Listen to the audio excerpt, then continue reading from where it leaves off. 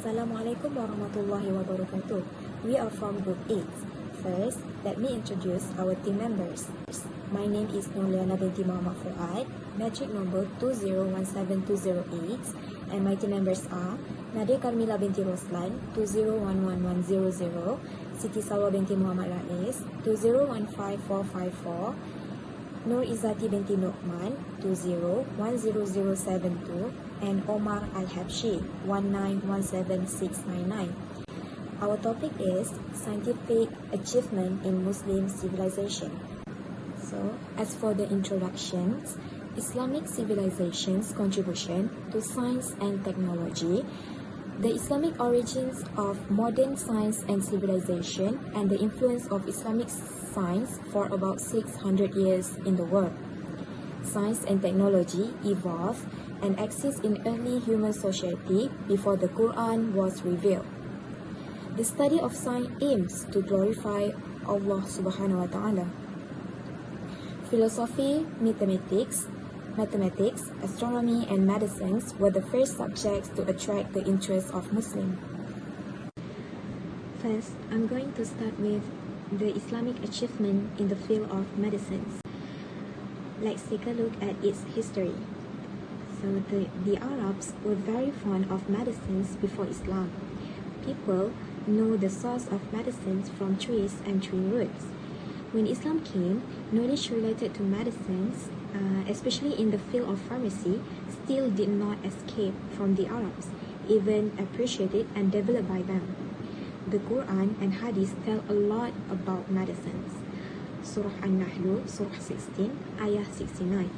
In addition, there are no less than 56 hadith in Imam Bukhari's collection related to medicines, which are titled the chapter of Kitab At-Tib, and the medical method of Rasulullah SAW is known as Tib An-Nabawi. Medical science evolved through several stages of time.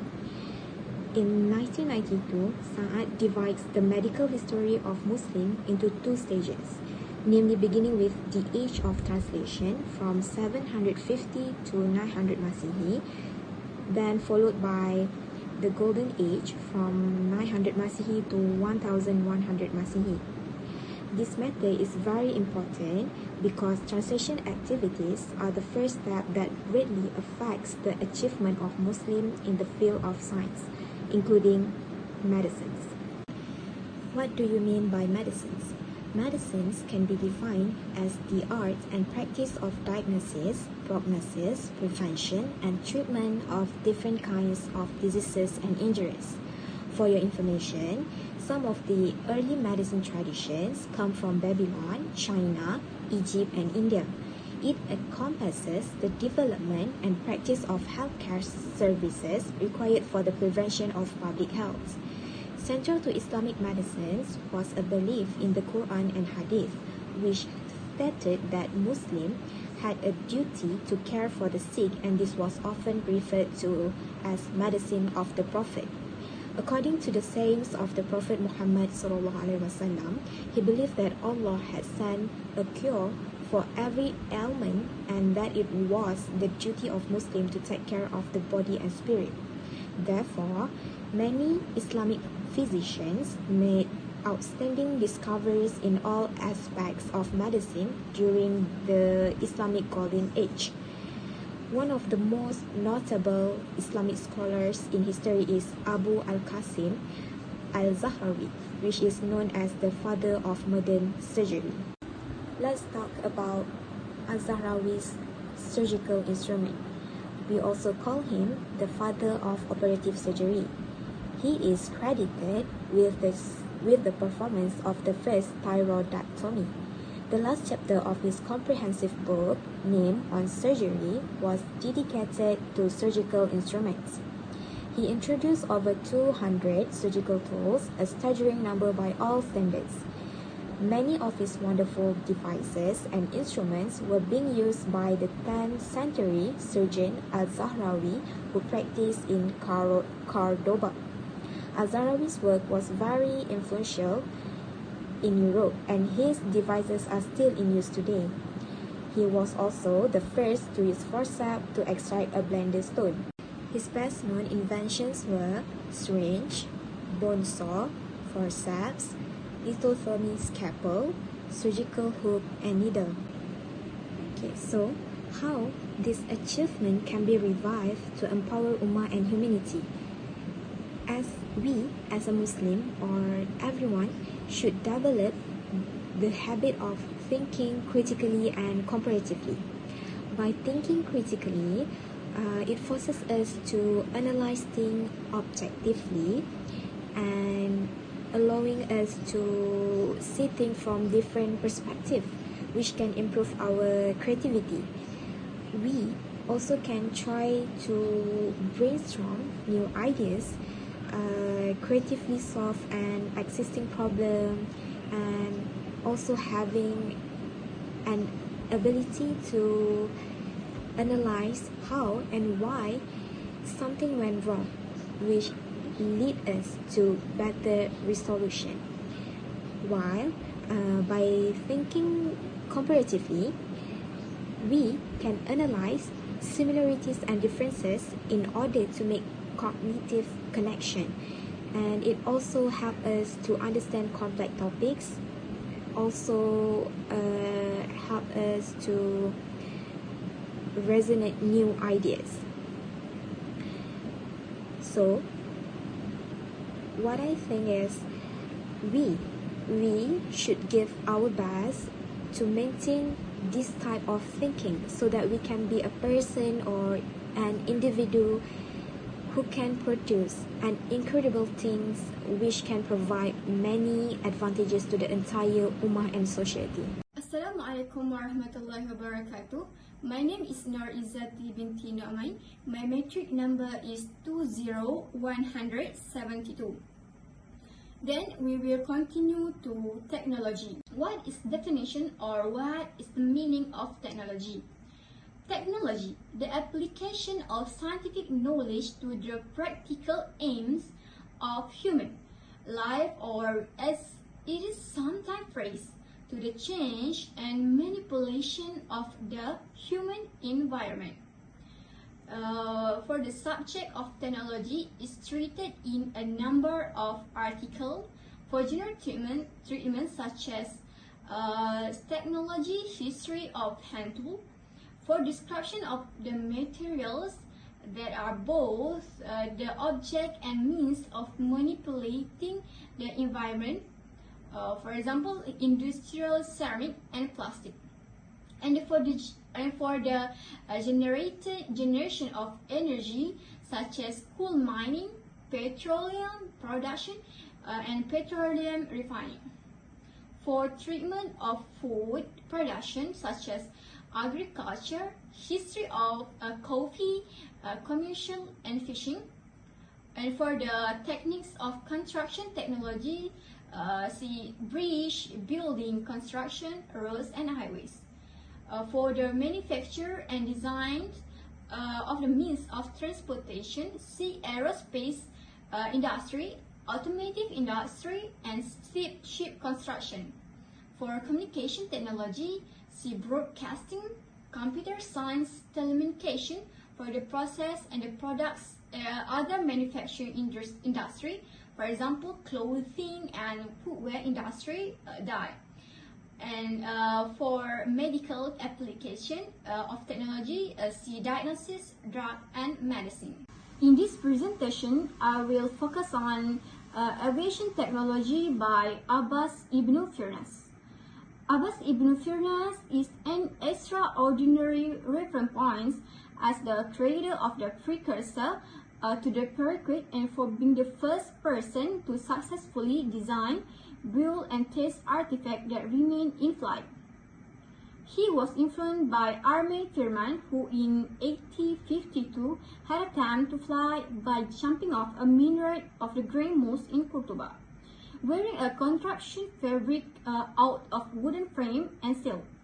The contraption damped his fall, and Armin got away with minor injuries from what may be referred to as the world's first paraquat attempt. Then Firnas witnessed the jump and went on to make a scientific study of the shortcomings Armand flight path. 23 years later, in 1875, he made his own flying machine out of a bamboo frame covered with silk cloth that had actual eagle feathers sewed to it.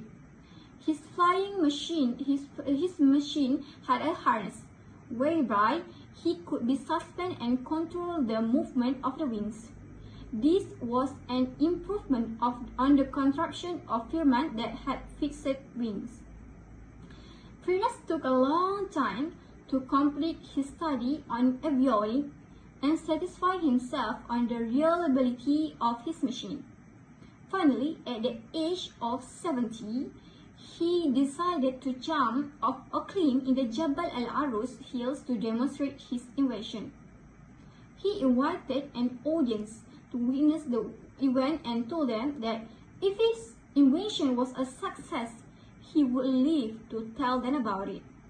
As per witnesses, he accomplished a flight of almost 10 minutes by flapping his wings up and down. Unfortunately, he had not worked out his landing and hit the ground with force leading to serious injuries to his back. Then he lived another 12 years after his flight and continued his study in avionics. Though he did not make another attempt to fly, he studied the shortcomings of his landing and came to the conclusion that besides wings, there is necessity of having a tail to act a rudder to control flight. Aside from that, Ibn Firnas is a source of inspiration as the first inventor of aeroplanes, which is still in use today, such as many new aeroplanes are being developed, such as those used by Malaysia Airlines, Saudi Arabian Airlines, Emirates, and others. Now, airplanes are the preferred mode of transportation, particularly for those traveling abroad. Then we will move to his achievements. It is Furness who could successfully claim to be behind the theory that went on to create the Ornithopter, an aircraft that mimics birds and flies by flapping its wings. His flying machine diagrams went on to become the cornerstone of aviation engineering in the late 20th century.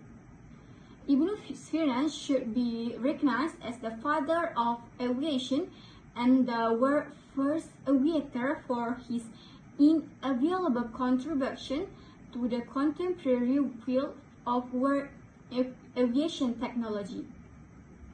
Moreover, Firnas made the first non-controlled human flight many years before the Wright brothers.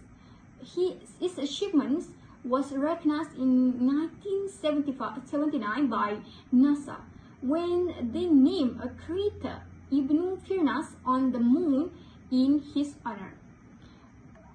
Moreover, the Libyans also even had issued a postage stamp to honor him. Although Ibn Firnas is not well known in Western culture, he is a standard source of information in Islamic history books. Moreover, the name Abbas ibn Firnas appears in the names of airports, bridges, hills, parks, avenues, and scientific bodies, particularly in countries with a Berber heritage, which will no doubt ensure his immortality. Last but not least, I will share with you and tell you how his achievement, which is Abbas ibn Firnas, can be revived to empower the Ummah and humanity. Based on the achievement of Muslim figure, which is Ibn Abbas in aviation technology, who, despite his advanced age, which is 70, did not abandon his dream of creating a flying machine. Due to his advanced age, he is also limited in his ability to move objects. As a result, we as humans must emulate his spirit of never giving up, no matter how old we are. This also can inspire the Ummah to be more enthusiastic about achieving things that are thought to be impossible. Now let's talk about mathematics. So what is mathematics? Mathematics is the study of the science of numbers, quantities, geometry, and forms. So why is mathematics is so important? It is because mathematics plays a vital role in all aspects of life, whether in every matter such as time tracking, driving, cooking, or jobs such as accounting, finance, banking, engineering, and software. Mathematics is necessary to understand the other branch of knowledge, since all depend on mathematics in one way or another. There is no science, art, or specialty except mathematics was the key to it.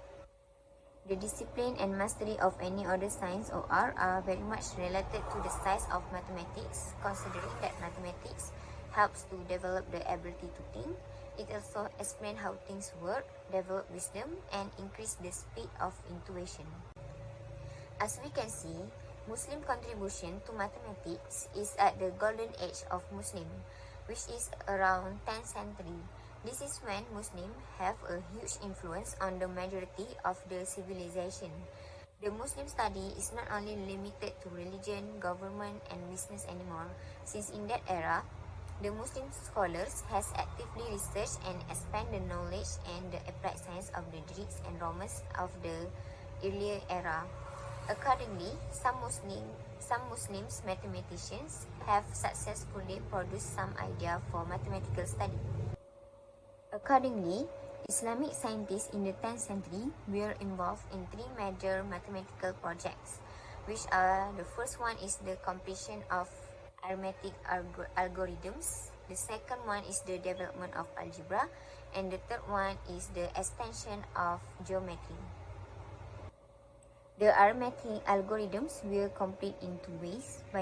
For the first one is by the extension of root extraction procedure, known to Hindus and Greeks only for square and cube roots and two roots of higher degree.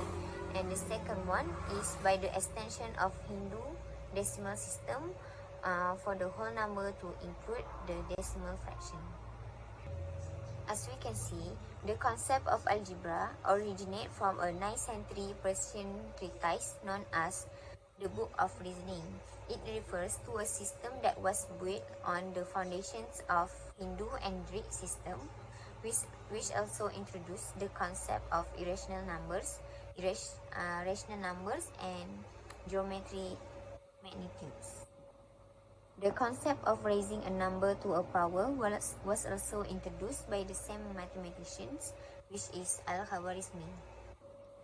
However, not only arithmetic and algebra, but geometry too underwent extensive development.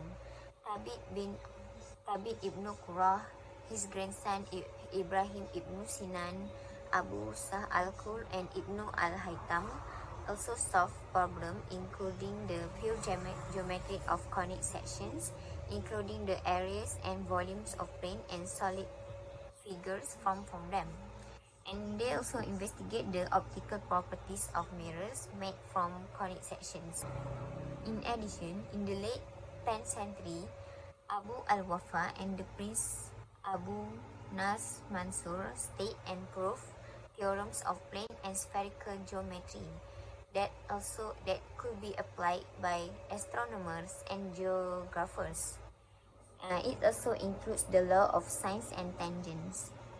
Not only that, Abu Nasr Pupil al-Biruni, who also produced a vast amount of high-quality work, which is one of the master in applying this theorem to astronomy and to such problems in mathematical geography, which is used to determine the latitudes, longitudes, the distance between the cities, and the direction from one city to another. It could be said that all of these particular inventions are the turning points of the development of mathematics. As we can see, Muslim mathematicians has invented most of the present mathematical operation that we use today, such as arithmetical decimal system and also the fundamental operations that connected with it, which are addition, subtraction, multiplication, division, raising to a power, and extraction of the square root and the cubic root. They also introduced the zero symbol, which also simplified the arithmetical decimal system and the fundamental operation. So, following the success achieved by the Islamic scholars, what should we do so these achievements can be revived in order to empower the Ummah and humanity? First of all, the ideas need to be investigated and researched again in order to gain more new information, so it will allow us to disprove the lies and support the truth more. It will train and provide exercise for the mind in order to find better solutions so these ideas could be developed. And then a vigorous school of research also needs to be considered. From here, we could train all of our future scholars better. So the passion to learn could also be planted in our future generation. It will also increase their moral and strengthen the friendship among the Ummah.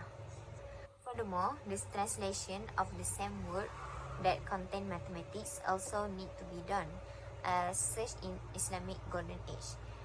This is so to understand the word better. So, all of this could lead us to the rapid development of Ummah in technology and science. Assalamualaikum warahmatullahi wabarakatuh. My name is Siti Salwa and I will present on the astronomy field. So, what is astronomy? Astronomy is called as ilmu al-falak in Islamic civilization, which means the knowledge of the distribution and movement and characteristic of the horizon and stars by Jasmi Kamarul Azmi in 2013. So what is the importance of astronomy knowledge? It is very useful for fishermen and seas on and the nomad in the desert because there have no signal signboard on that time, so they use the set of directions for the trip correctly, using the direction of the sun during the day and the stars at night, which act as the pointer to west and east. About the source of knowledge relating the astronomy study, for Muslim, a very superior source of the knowledge in this field is Al-Quran itself, because there are many astronomical facts in it and that can create activities that encourage Muslims to study astronomy. Like we can see on the right side in Surah Al-Baqarah, verse 189, the highlight say about, O Muhammad, about the new moon, say there are measurements of time for the people for Hajj. And as we know, Hajj itself is one of the ibadah that Muslims is do for the obliged to do. So without the knowledge of astronomy, how can we perform well in our ibadah, right? So moving on the next slide, sun and moon. In Surah An-Nur, verse 16, in that verse it explains the moon is expressed as Munir, which is light, and the sun as Siraj, which is a torch. An accurate picture is obtained because the moon functions as a reflector of light, while the sun is indeed like a torch because it emits light and heat by burning its own mass through a nuclear reaction. For the next surah, on the other surah, Surah Zumar, verse 5, it explains for the day and night events, which describes the exchange exchange of day and nights resulting from the rotational process that take place on the earth. The word used to describe this situation in this ayah was kaum, which originally meant to wrap a turban, or we Muslim wear as a serban. Of course, in this study, the Islamic scholar also use the other sources. For example, they do many translations of works from Greece, which is Unani, as well as other civilization. For example, the astronomy book by Shahi was translated into Arabic by Abu al-Hasan al-Tamimi, which was later reviewed further by Abu Ma. During the government of Sultan Al-Ma'mun, the activity of translating Greek words was done in earnest, which brought influence to the Western world to do the same, which translating Greek words into English, and Ptolemy book entitled Al-Majesty by Muslim also has been translated into their language, which then gave the name Al-Mages. So among the achievements and contributions made by our scholars, there are many astronomical laboratories, especially in the big cities like in Baghdad, and succeeded in producing calculation methods and tables just like on the right side. And the success of Muslim in creating astrolab, which is a star binoculars. That one of the big achievement, right?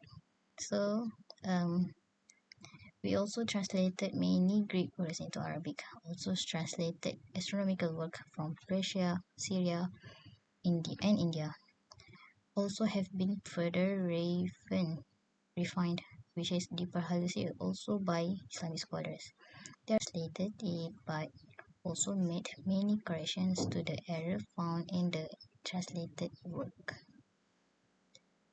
The best part is on the 1935, the International Astronomical Union has named the formation of the mounts found in the moon using the name of Islamic astronomical figures.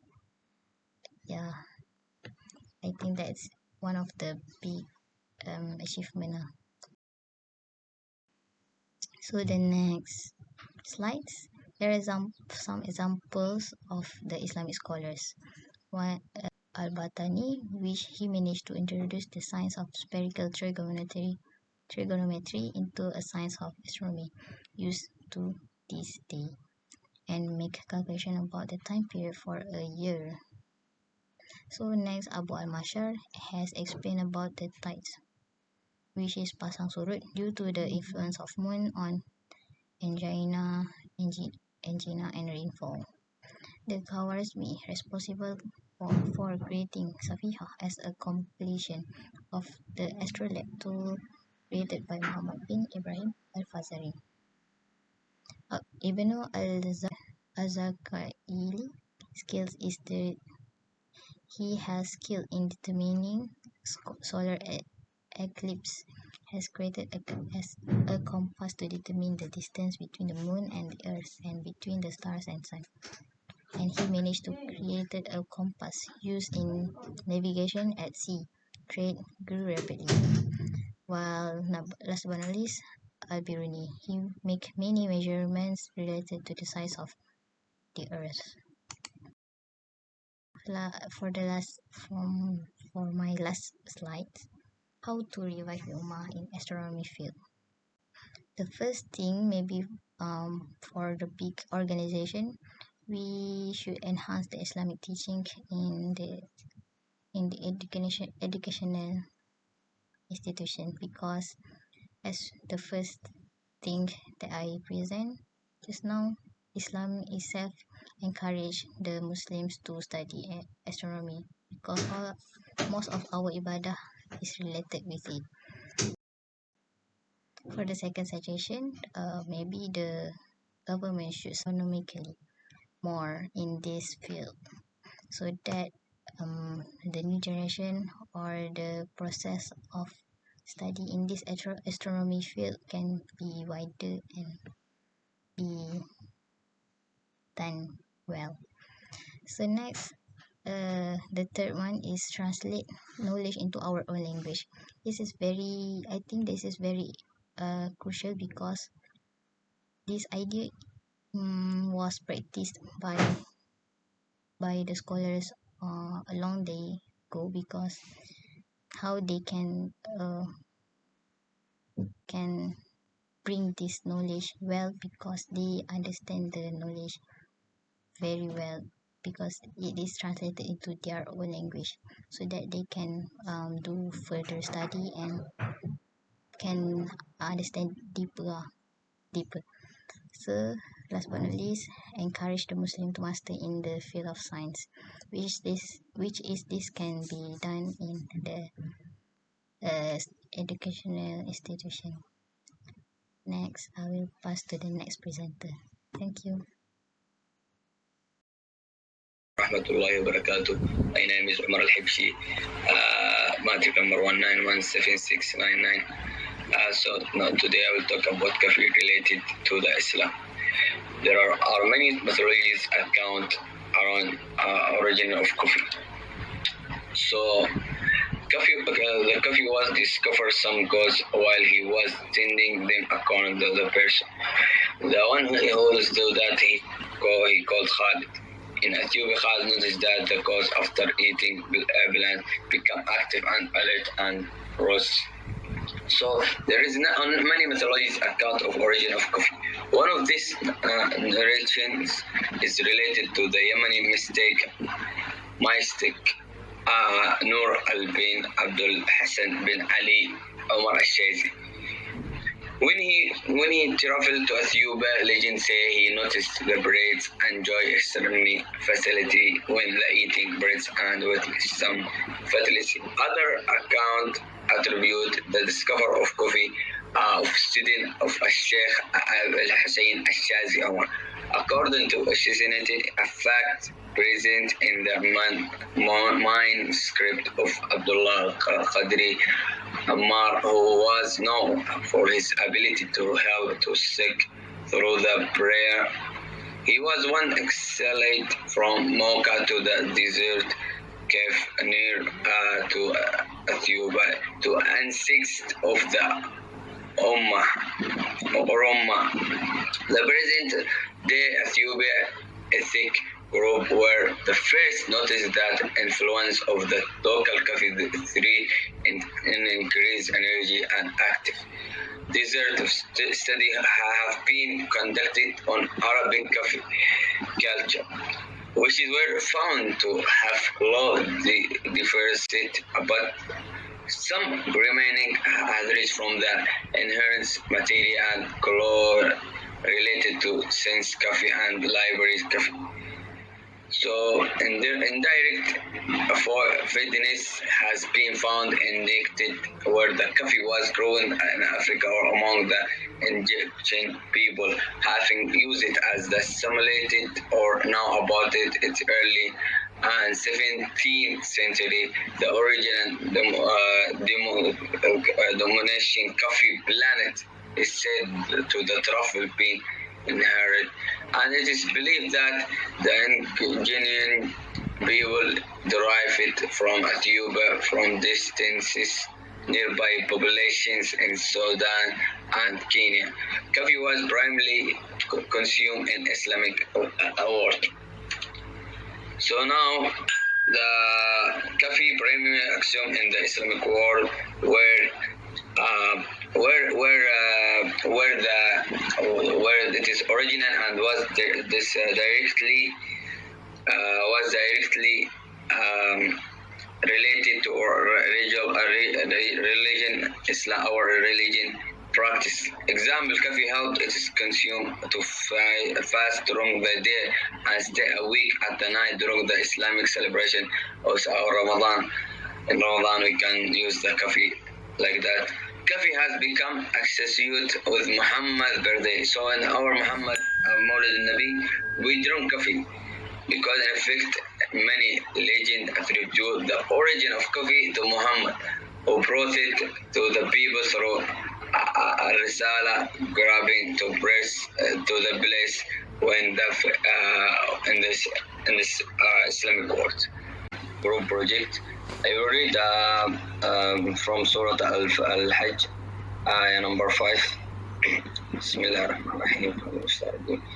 يا أيها الناس إن كنتم في ريب من البعث فإنا خلقناكم من تراب ثم من نطفة ثم من علقة ثم من مضغة مخلقة وغير مخلقة لنبني لكم ونقر في الأرحام ما نشاء إلى أجل مسمى ثم لنخرجكم طفلا ثم لتبلغوا أشدكم ومنكم من يتوفى ومنكم من يرد إلى أرض العمر كي يعلم من بعد علم شيئا وترى الأرض حمدة فإذا أنزلنا عليها الماء اهتزت وربت وأنبتنا من كل زوج بهيج. So we have to, looking for knowledge in our life and do whatever, because we are human, so we have to think about the Islamic knowledge and let's think. So in conclusion, all this is told not for the purpose of knowledge alone, but so that man is aware of himself and his relationship with his creator. So this is our group project, and thank you for listening. Assalamu alaikum wa rahmatullahi wa barakatuh.